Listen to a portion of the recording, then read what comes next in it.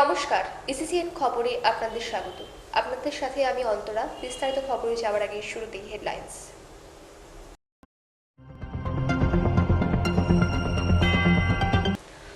কোচবিহার কেন্দ্রীয় শাসিত অঞ্চল হচ্ছে ঘোষণা অনন্ত মহারাজের।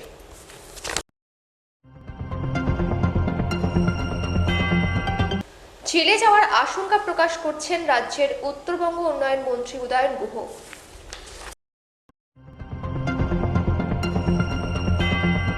একদিকে নিরাপত্তা, অন্যদিকে পুলিশের সাথে সাধারণ মানুষের সম্পর্ক গাঢ় সুন্দর করে তুলতে বিশেষ উদ্যোগী হয়েছে পুলিশ প্রশাসন। আজ সেই বিস্তারিত খবরই। কোচবিহার কেন্দ্রীয় শাসিত অঞ্চল হচ্ছে ঘোষণা অনন্ত মহারাজের। বকলমের সমর্থন নিষিদ্ধের পাল্টা কটাক্ষ তৃণমূল। অতি দ্রুত কেন্দ্রীয় অঞ্চল হচ্ছে কোচবিহার, সঙ্গে থাকছে উত্তরবঙ্গের আরও বেশ কিছু জেলা। রবিবারের কথায় ঘোষণা করলেন গ্রেটার নেতা তথা স্বঘোষিত মহারাজ অনন্ত বর্মন। একই সাথে একই অনুষ্ঠানে তার এই কথাকে বকলমের সমর্থন জানিয়ে বক্তব্য রাখতে গিয়ে নিশীথ প্রামাণিক বলেন, কোচবিহারের মানুষ কারোর সামনে হাত পাতবে না। নেতাদের চোখ রাঙানোতে কোচবিহারের বাসিন্দারা ভয় পায় না, সামান্য সময়ের অপেক্ষা। মার্চার ডে উপলক্ষে অনন্ত মহারাজের নেতৃত্বে নিউ কোচবিহার স্টেশন সংলগ্ন টার্নিং পয়েন্ট ফুটবল গ্রাউন্ডে সাংস্কৃতিক কার্যক্রম অনুষ্ঠিত হয়। এদিনের এই কার্যক্রমে উপস্থিত ছিলেন গ্রেটার নেতা অনন্ত মহারাজ, ভারত সরকারের কেন্দ্রীয় স্বরাষ্ট্র প্রতিমন্ত্রী নিশীথ প্রামাণিক ও কোচবিহার জেলার বিভিন্ন বিজেপির বিধায়কগণ। এদিনের এই সভামঞ্চ থেকে সরাসরি ঘোষণা করেন অনন্ত মহারাজ, অতি দ্রুত কেন্দ্রশাসিত অঞ্চল হতে যাচ্ছে কোচবিহার। এদিন এইসব মঞ্চ থেকে কর্মী সমর্থকদের উদ্বুদ্ধ করেন এবং আগামী দিনের লড়াইকে আরও এগিয়ে নিয়ে যেতে গ্রেটার কর্মী সমর্থকদের পাশে থাকতে বলেন। সভামঞ্চ থেকে স্বরাষ্ট্র প্রতিমন্ত্রী নিশীথ প্রামাণিক বক্তব্যের মাধ্যমে বলেন যে, আপনাদের লড়াই দীর্ঘদিনের, আর অল্প একটু সময় বাকি লক্ষ্যে পৌঁছানোর জন্য। ধৈর্য ধরে লড়াই চালিয়ে যান। গোটা উত্তরবঙ্গের মানুষকে একসাথে লড়াইয়ে সামিল হতে বলেন কেন্দ্রীয় স্বরাষ্ট্র প্রতিমন্ত্রী নিশীথ প্রামাণিক। এই মঞ্চ থেকে নাম না করে দিনহাটার বিধায়ক তথা উত্তরবঙ্গ উন্নয়ন মন্ত্রী উদয়ন গুহকেও কটাক্ষ করেন নিশীথ প্রামাণিক। তিনি বলেন, মন্ত্রীর ছেলে মন্ত্রী হবে, তার ছেলেকেও মন্ত্রী তৈরি করার জন্য তৈরি হচ্ছে কোচবিহারের নেতা। এইসব চোখ রাঙানিতে আর ভয় পাবে না কোচবিহারের মানুষ। প্রতিফলন, একই ঘটনার প্রতিফলন আমরা কোচবিহার জেলাতেও দেখছি। বাবা মন্ত্রী ছিল, ছেলে মন্ত্রী আগামী দিনে তার ছেলেকে মন্ত্রী বানানোর জন্য তৈরি করছে। এই হচ্ছে কোচবিহার জেলার রাজনীতি। জেলার সার্বিক উন্নয়ন হতে পারে না।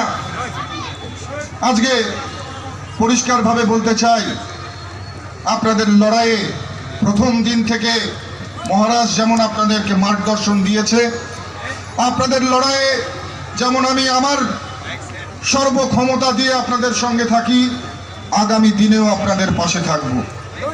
মুই এর আগতে মুই চিলারার প্রোগ্রামত মুই আগতে এই বিষয়টা ঘোষণা করেছ যে মোর জীবন এই জাতির বাদে, এই মাটির বাদে আর মহান কোচবিহার বাসীর বাদে উৎসর্গ করে দিয়েছ। আর মোর জীবনের একটাই লক্ষ্য, মোর জীবনের লক্ষ্য এই জাতির মুক্তি, এই মাটির মুক্তি, আর কোচবিহার বাসীর মুক্তি। আর এই উদ্দেশ্য নিয়ে আমি আগে যাবার লাগছো। এই উদ্দেশ্য নিয়ে আর মহারাজের আশীর্বাদ নিয়ে মুই আগে যাবার লাগছো। অনেকটা পথ, অনেকটা রাস্তা আমরা পেরিয়ে এসেছি, আরো কিছুটা দূর যেতে হবে। খুব বেশি দূর রাস্তা নয়, আর অল্প রাস্তা বাকি রয়েছে। কি আপনারা সবাই সেখানে আমাদের সঙ্গে চলতে প্রস্তুত তো? আপনাদের আশীর্বাদ সবসময় আমরা পাবো তো? আজকে বক্তব্যকে দীর্ঘায়িত করব না, এরপরে আমাদের শ্রী শ্রী অনন্ত মহারাজ বক্তব্য রাখবেন। কিন্তু এতটুকুই বলতে চাই, যে কুচবিহারবাসী কারোর ভিক্ষা চায় না, কারো করুণা চায় না, কারোর দয়া চায় না। কুচবিহারবাসীর এত বড় মন যে কুচবিহারবাসী শত্রুকেও ক্ষমা করে দিতে পারে, কিন্তু যদি কেউ কুচবিহারবাসীর সেন্টিমেন্টে আঘাত দিয়ে কথা বলে, কুচবিহারবাসী, মহান কুচবিহারবাসী তাকে ছেড়ে কথা বলে না।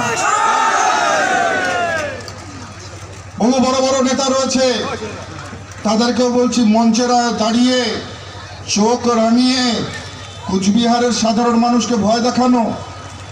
উত্তরবঙ্গের মানুষ আপনাদের চোখ রাঙানোকে ভয় পায় না। আমরা অনেক বঞ্চনা, অনেক কষ্ট, অনেক যন্ত্রণা বুকে নিয়ে বহু পথ হেঁটেছি।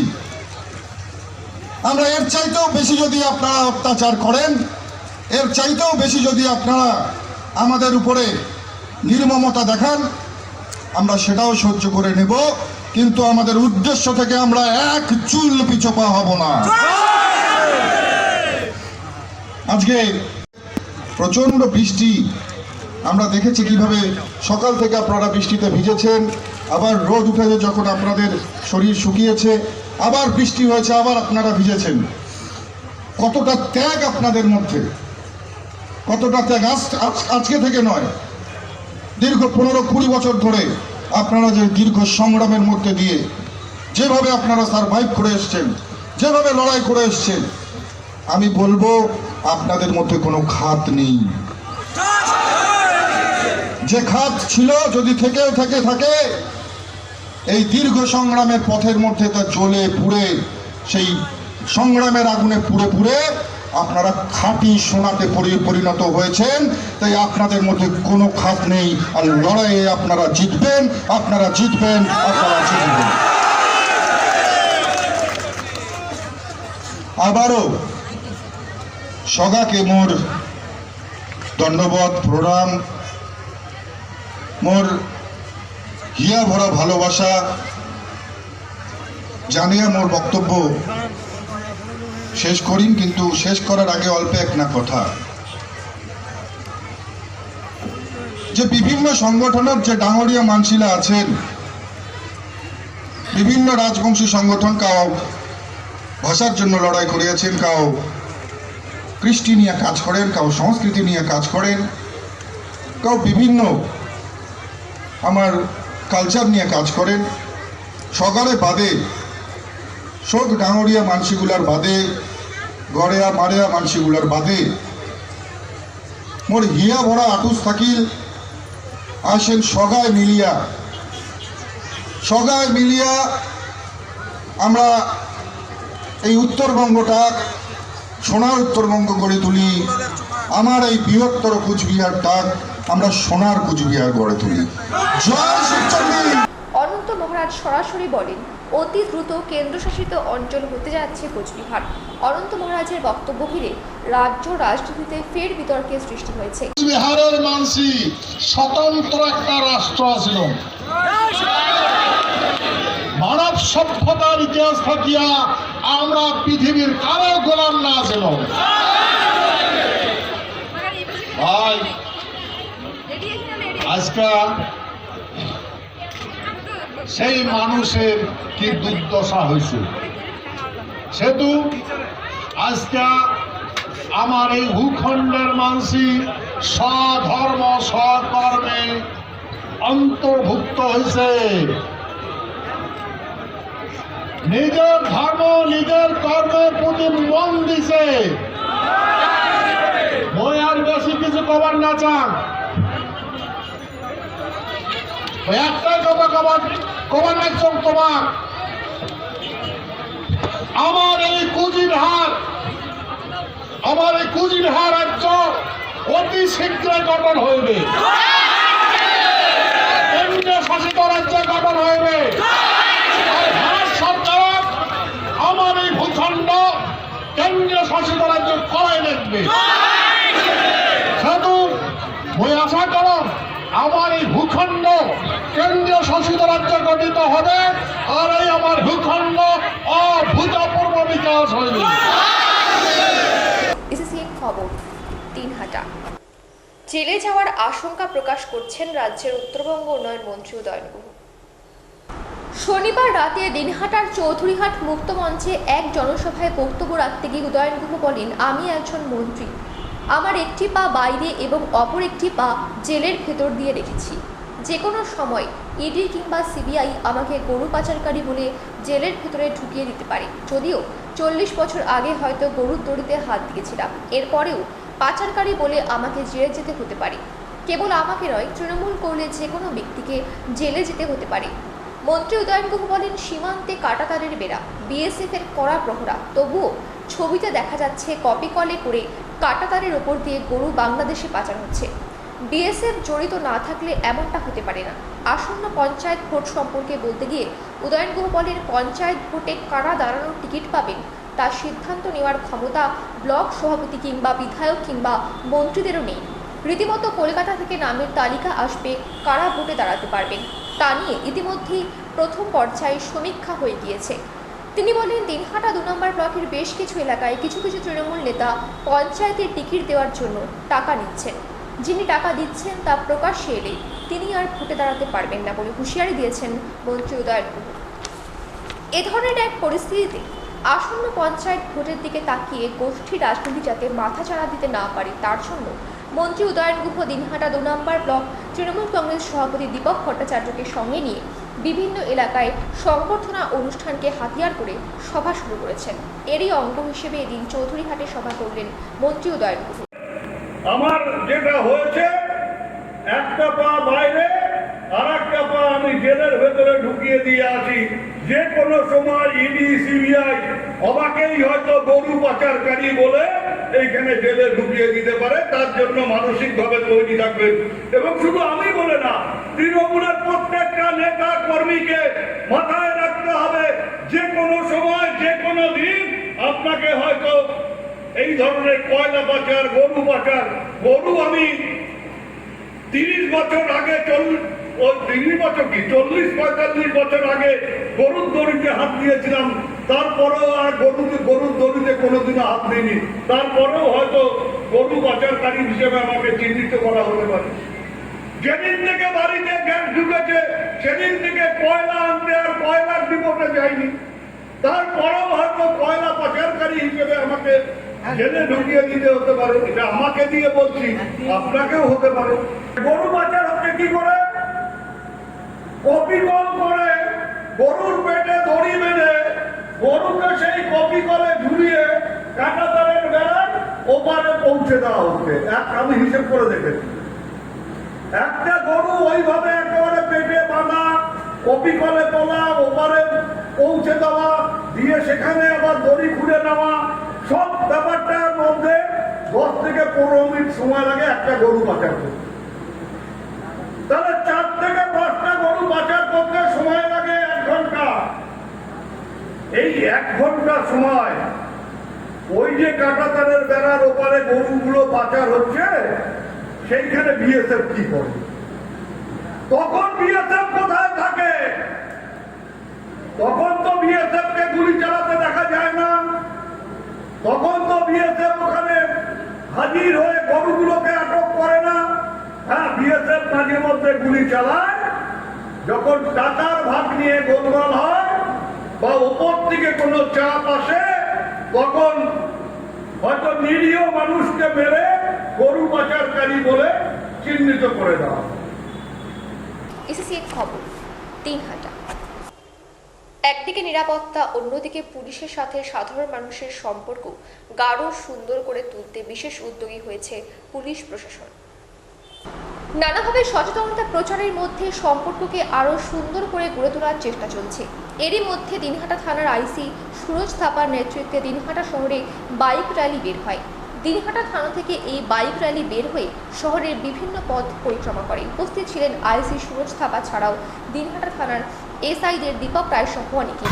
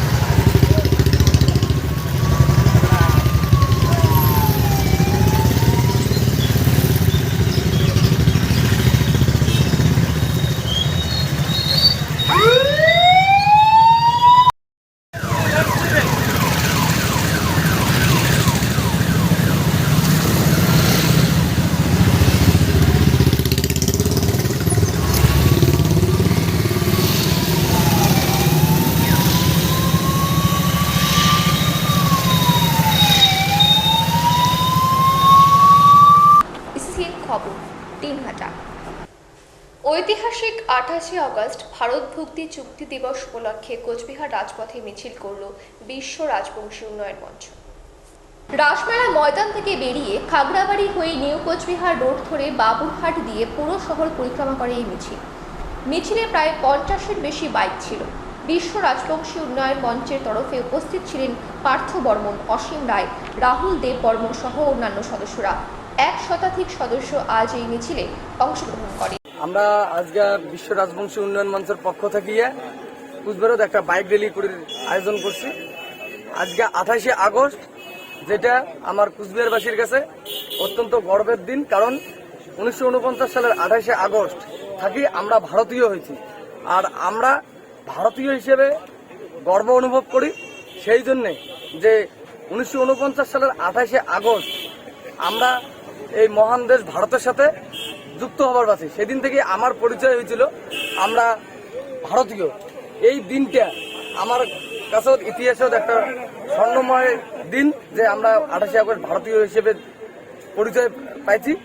ওই দিনটাকে উদযাপন করার জন্যই, যে 28শে আগস্ট একটা উদযাপন করার জন্য বিশ্ব রাজবংশী উন্নয়ন মঞ্চের পক্ষ থেকে একটা বাইক র্যালির আয়োজন করা হয়েছে। এটা খালি রাজবংশী মানুষই না হয়, কুচবিহার মানুষের যে একদম জাত ধর্ম বর্ণ নির্বিশেষে যত মানুষই আছে সবাই কিন্তু 1949 সালের 28শে আগস্ট থেকে ভারতীয় হয়েছে। এবং ভারতীয় হিসেবে যে গর্ব অনুভব করি, সেটা 1949 সালের 28শে আগস্ট ভারত 28শে আগস্ট ভারতের সাথে যুক্ত হয়েছে বলেই আমরা এই গর্বটা অনুভব করি পাই আজকে। সেই দিন যুক্ত হয়েছে এই জন্যই কিন্তু আমরা 15ই আগস্ট উদযাপন করি পাই। সেই জন্যে এই দিনটা আমারগুলোর কাছে খুবই গুরুত্বপূর্ণ দিন এবং খুব সম্মানের দিন।